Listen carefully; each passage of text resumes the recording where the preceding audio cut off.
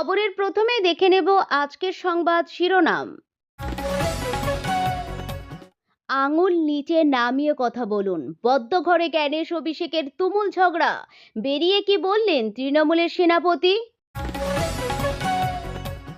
শাহী বৈঠকে শুভেন্দু সুকান্তের সঙ্গে ডাক দিলীপকেও। বেরিয়ে কি বললেন অভিমানী নেতা? চলন্ত গাড়িতে তরুণীকে গণধর্ষণ হরিয়ানায়, 3 ঘন্টা নির্যাতনের পর ছুঁড়ে ফেলা হলো রাস্তায়, মুখে পড়ল 12টি সেলাই, ধৃত 2। বিজেপি ক্ষমতায় এলে লক্ষ্মীর ভান্ডার থাকবে তো? রাজ্যের প্রকল্প নিয়ে বড় কথা বলে দিলেন অমিত শাহ। টি-20 অভিষেকে বিশ্ব রেকর্ড, বড়োদ্রার অমিতের ব্যাটে ঝড়, 64 বলে 100 রান বিজয় হাজারেতে। আসছে বিস্তারিত খবরে। আঙুল নিচে নামিয়ে কথা বলুন, বদ্ধ ঘরে গ্যানেশ অভিষেকের তুমুল ঝগড়া। বেরিয়ে কি বললেন তৃণমূলের সেনাপতি? কেন্দ্রীয় স্বরাষ্ট্রমন্ত্রী অমিত শাহ যখন কলকাতায়, তখন দিল্লিতে তৃণমূলের সর্বভারতীয় সাধারণ সম্পাদক তথা তৃণমূল সাংসদ অভিষেক বন্দ্যোপাধ্যায় বুধবার সিএসি জ্ঞানেশ কুমারকে সরাসরি প্রশ্ন করেন তৃণমূলের সর্বভারতীয় সাধারণ সম্পাদক তথা তৃণমূল সাংসদ অভিষেক বন্দ্যোপাধ্যায়। এদিন অভিষেক সহ তৃণমূলের 10 সাংসদ নির্বাচন কমিশনের ফুল বেঞ্চের সঙ্গে বৈঠকে বসেন। প্রায় পৌনে 3 ঘন্টা ধরে চলে বৈঠক। মুখ্য নির্বাচন কমিশনার জ্ঞানেশ কুমারের সঙ্গে অভিষেকের ঠিক কী কথা হয়েছে, বাইরে বেরিয়ে এসে সাংবাদিক বৈঠক করে সে কথা জানান অভিষেক। তাঁর কথা অনুযায়ী সিএসি জ্ঞানেশ কুমারের সঙ্গে তাঁর একাধিক বিষয় মতের অমিল হয়। তাঁর একাধিক প্রশ্নের কোনো সদুত্তর দিতে পারেনি কমিশনের ফুল বেঞ্চ। আলোচনা এমন এক পর্যায়ে পৌঁছায়, অভিষেকের দিকে আঙুল উঠিয়ে কথা বলেন সিএসি জ্ঞানেশ কুমার। তেমনটাই সাংবাদিক বৈঠকে দাবি করেছেন অভিষেক। আর ঠিক তারপর অভিষেকের কি বক্তব্য ছিল সেটাই বাইরে বেরিয়ে এসে জনসমক্ষে বলেন অভিষেক। অভিষেকের কথায় আলোচনা এমন পর্যায়ে পৌঁছায়, মেজাজ হারিয়ে আঙুল উঁচিয়ে কথা বলেন জ্ঞানেশ কুমার। তারপর অভিষেক বলেন, আমি বলেছিলাম আমার রাজ্যের মানুষের প্রতি আমার দায়বদ্ধতা রয়েছে। আমার নির্বাচিত, আপনি মনোনীত, আপনাকে আমার প্রভুর কাছে শুধু জবাবদিহি করতে হয়। অভিষেকের কথায় জ্ঞানেশ কুমারকে তিনি বলেন, আঙুল নিচে নামিয়ে কথা বলুন। অভিষেক বলেন, উনি ভেবেছিলেন হয়তো উনি যা বলবেন আমরা তা শুনে নেব। তিনি চ্যালেঞ্জ করেও বলেন, যদি হিম্মত থাকলে তাহলে কমিশন বৈঠকের সেই সিসিটিভি ফুটেজ প্রকাশ্যে আনুক। এই নিয়ে বিজেপি নেতা রাহুল সিনহা বলেন, নির্বাচন কমিশন বুঝে গেল তৃণমূল কত ঘৃণ্য আর নিচু পর্যায়ের রাজনীতি করছে। ওরা বুঝে গেছে ওরা ক্ষমতা ছাড়া হবে, তাই নোংরা রাজনীতি করছে। তাই আঙুল তুলেছে, হাত তুলেছে, এসব চলবে। যা বলার বলুক, তাতে কমিশনের কিছু যায় আসে না। শাহী বৈঠকে শুভেন্দু সুকান্তদের সঙ্গে ডাক দিলীপকেও। বেরিয়ে কি বললেন অভিমানী নেতা? 26-এর বিধানসভা নির্বাচনকে পাখির চোখ করে কলকাতা সফরে এসেছেন অমিত শাহ। প্রাক্তন রাজ্য বিজেপি সভাপতি দিলীপ ঘোষের মান ভাঙাতে খোদ আসরে নেমেছেন তিনি। বুধবার সাংসদ বিধায়কদের সঙ্গে বৈঠকের পর রাজ্যের বিরোধী দলনেতা শুভেন্দু অধিকারী, রাজ্য বিজেপি সভাপতি শ্রমিক ভট্টাচার্য, কেন্দ্রীয় মন্ত্রী সুকান্ত মজুমদারের সঙ্গে বৈঠক করেন শাহ। সেখানেও ডাক পেয়েছিলেন দিলীপ ঘোষ। শোনা যাচ্ছে তাকে ফের সক্রিয় করার পরিকল্পনাতেই এই বৈঠক। বেরিয়ে এ বিষয়ে মুখ খুললেন দিলীপ ঘোষ। সোমবার রাতে কলকাতা সফরে এসেছেন স্বরাষ্ট্রমন্ত্রী অমিত শাহ। উদ্দেশ্য নেতা কর্মীদের 26-এর রোডম্যাপ বুঝিয়ে দেওয়া। আজ বুধবার সকালে কলকাতার একটি হোটেলে দলের সাংসদ বিধায়কদের সঙ্গে বৈঠক করেন তিনি। এরপর বাছাই করা কয়েকজনের সঙ্গে আরেকটি বৈঠকে বসেন শাহ। সেখানে রাজ্যের বিরোধী দলনেতা শুভেন্দু অধিকারী, রাজ্য বিজেপির সভাপতি শ্রমিক ভট্টাচার্য, কেন্দ্রীয় মন্ত্রী সুকান্ত মজুমদারের পাশাপাশি ডাক পেয়েছিলেন দিলীপ ঘোষও। দীর্ঘ বৈঠকের পর শাহের সঙ্গে মধ্যাহ্নভোজন সারেন তারা। স্বাভাবিকভাবেই বৈঠক শেষ হতেই এবার সক্রিয় ভূমিকায় তাকে দেখা যাবে কিনা তা নিয়ে প্রশ্নের মুখে পড়েন দিলীপ। তিনি এ বিষয়ে বলেন, আমায় ডেকেছিল তাই এসেছি, বাকি যা বলার দল বলবে। সূত্রের খবর, এই বৈঠকে জনসংযোগে জোর দেওয়ার নির্দেশ দিয়েছেন শাহ। প্রসঙ্গত, দিলীপ ঘোষ যে বঙ্গ বিজেপির সফলতম রাজ্য সভাপতি তা বলাই বাহুল্য। তিনি দায়িত্বে থাকাকালীনই বাংলায় বিজেপির শিকড় মজবুত হয়েছে। 2019 সালের লোকসভা নির্বাচনে বাংলার 18টি আসনে বিজেপির জয়ের নেপথ্যে দিলীপ ঘোষের অবদান অনস্বীকার্য। এখানেই শেষ নয়, তিনি রাজ্য সভাপতি থাকাকালীনই 2021 বিধানসভা নির্বাচনে বিজেপির আসন সংখ্যা 3 থেকে বেড়ে 77 হয়। তবে পরবর্তীতে দলের নতুন মুখ এসেছে। একদিকে নতুনদের দায়িত্ব বেড়েছে, অন্যদিকে পুরনোদের একাংশের সঙ্গে দলের দূরত্ব তৈরি হয়েছে। সেই তালিকায় ছিলেন দাবাং নেতা দিলীপ ঘোষও।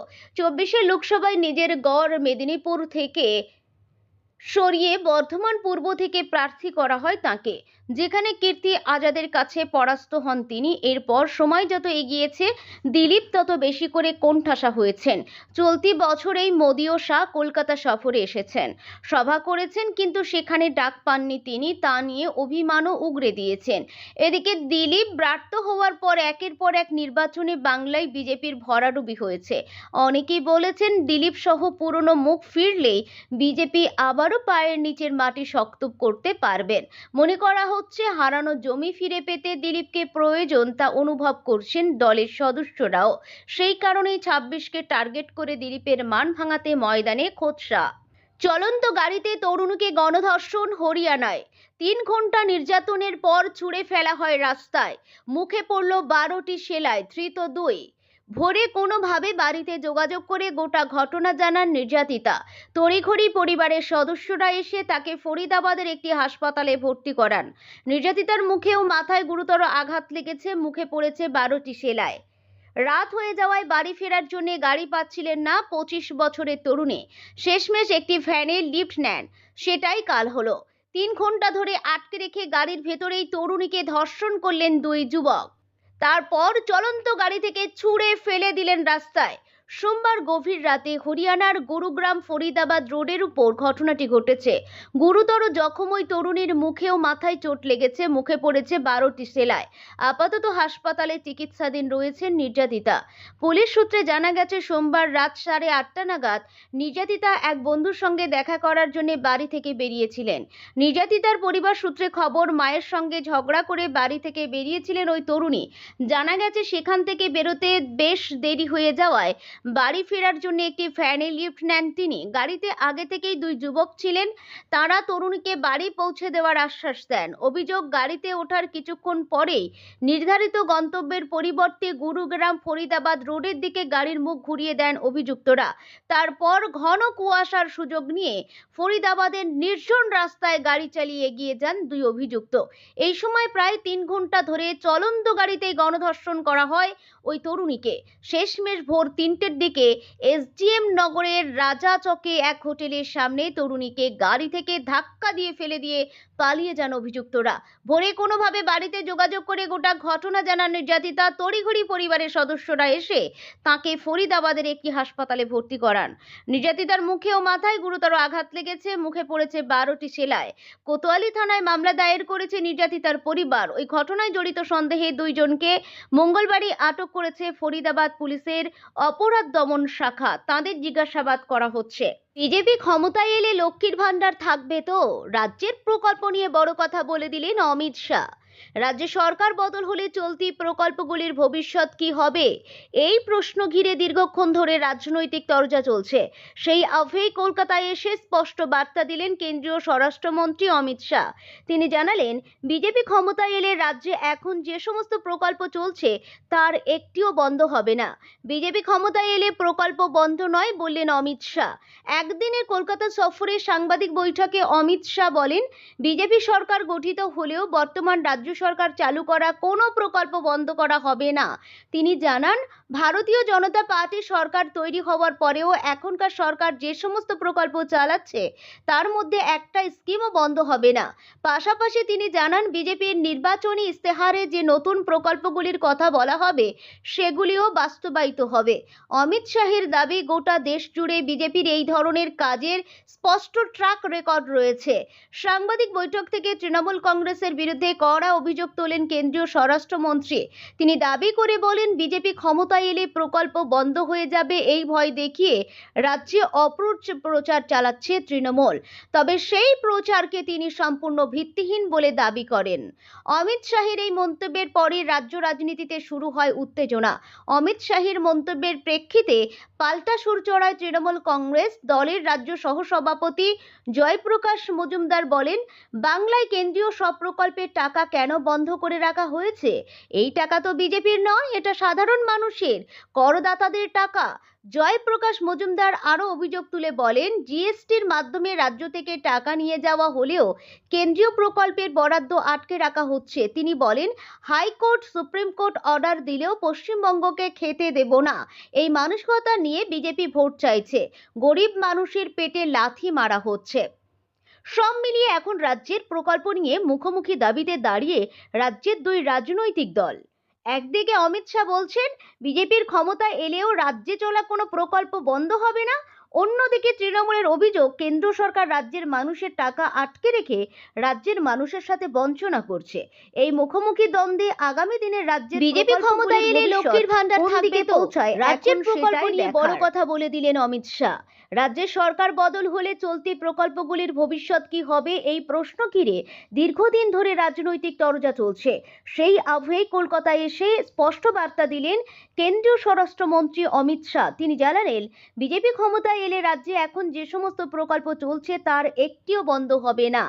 একদিনের কলকাতায় সফরে সাংবাদিক বৈঠকে অমিত শাহ বলেন, বিজেপি সরকার গঠিত হলেও বর্তমান রাজ্য সরকার চালু করা কোনো প্রকল্প বন্ধ করা হবে না। টি-20 অভিষেকে বিশ্ব রেকর্ড, বড়োদরার অমিতের ব্যাটে ঝড়, 64 বলে 17 রান বিজয় হাজারেতে। গত 8 ডিসেম্বর টি-20 ক্রিকেটে পাকিস্তানের বিলাল আসিফের বিশ্ব রেকর্ড স্পর্শ করেছিলেন বড়োদরার অমিত পাসে। বছরের শেষ দিনে 50 ওভারের ক্রিকেটেরও নজর কাড়লেন ব্যাট হাতে। বড়োদরার হয়ে অভিষেক টি-20 ম্যাচে বিশ্ব রেকর্ড স্পর্শ করেছিলেন অমিত পাসে। বিজয় হাজারে ট্রফিতে তিনি হায়দ্রাবাদের বিরুদ্ধে আবার নজর কাড়লেন ব্যাট হাতে। বুধবার 50 ওভারের ম্যাচে 17 রান করলেন 64 বলে। কিছুদিন আগেই সৈয়দ মুশতাক আলী ট্রফিতে সার্ভিসেসের বিরুদ্ধে 10টি 4 এবং 9টি 6-এর সাহায্যে 55 বলে 114 রানের ইনিংস খেলেছিলেন অমিত। তৃতীয় ভারতীয় ক্রিকেটার হিসাবে অভিষেক টি-20 ম্যাচে 17 রান করেছিলেন বড়োদরার ওপেনিং ব্যাটার উইকেটরক্ষক। সেই ইনিংস ফ্লুক ছিল না, তা বুধবার বুঝিয়ে দিলেন তিনি। হায়দ্রাবাদের বিরুদ্ধে ওপেন করতে নেমে বুধবার তিনি খেললেন 93 বলে 127 রানের ইনিংস। তাঁর ব্যাট থেকে এদিন এলো 12টি 4 এবং 7টি ছক্কা। গত সপ্তাহে অসমের বিরুদ্ধে লিস্টে ম্যাচে অভিষেক হয়েছে অমিতের। সেই ম্যাচে 5 বলে 11 রান করেছিলেন। প্রথম ম্যাচে সফল না হলেও তৃতীয় ম্যাচে নিজেকে প্রমাণ করলেন তিনি। নিত্য পান্ডার সঙ্গে ওপেন করতে নামেন, তাদের জুটিতে ওঠে 230 রান। নিত্য করেন 110 বলে 122, মারেন 12টি 4 এবং 1টি 6।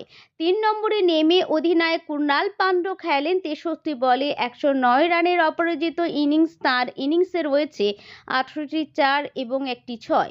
শেষ পর্যন্ত কুণালের সঙ্গে 22 গজে ছিলেন ভানু পানিয়া। তিনি 27 বলে 42 রান করেন, 2টি করে 4 এবং 6 মারেন। শেষ পর্যন্ত 50 ওভারে বড়োদরা করে 4 উইকেটে 417 রান। জবাবে হায়দ্রাবাদের ইনিংস শেষ হয় 49.5 ওভারে 380 রানে। হায়দ্রাবাদের হয়ে লড়াই করেন অভিরত রেড্ডি এবং প্রজ্ঞান রেড্ডি। অভিরত করেন 90 বলে 130 রান, মারেন 18টি 4 এবং 2টি 6। প্রজ্ঞানের ব্যাট থেকে এসেছে 98 বলে 113 রানের ইনিংস। তিনি 11টি 4 এবং 1টি 6 মারেন। বড়োদরার সফলতম বোলার মহেশ পিথিয়া 64 রানে 3 উইকেট নিয়েছে। 73 রানে 3 উইকেট অতীত শেঠের। ম্যাচের সেরা ক্রিকেটার হয়েছেন অমিত। তিনি গত 8 ডিসেম্বর টি-20 ক্রিকেটে পাকিস্তানের বিলাল আসিফের বিশ্ব রেকর্ড স্পর্শ করেছিলেন। পাকিস্তানের বিলাল 2015 সালে সিয়ালকোট স্টালিয়ন্সের হয়ে টি-20 অভিষেক ম্যাচে 114 রান করেছিলেন। গত 10 বছর ধরে অক্ষত তাঁর বিশ্ব রেকর্ড। আসিফের সেই বিশ্ব রেকর্ড স্পর্শ করেন অমিত।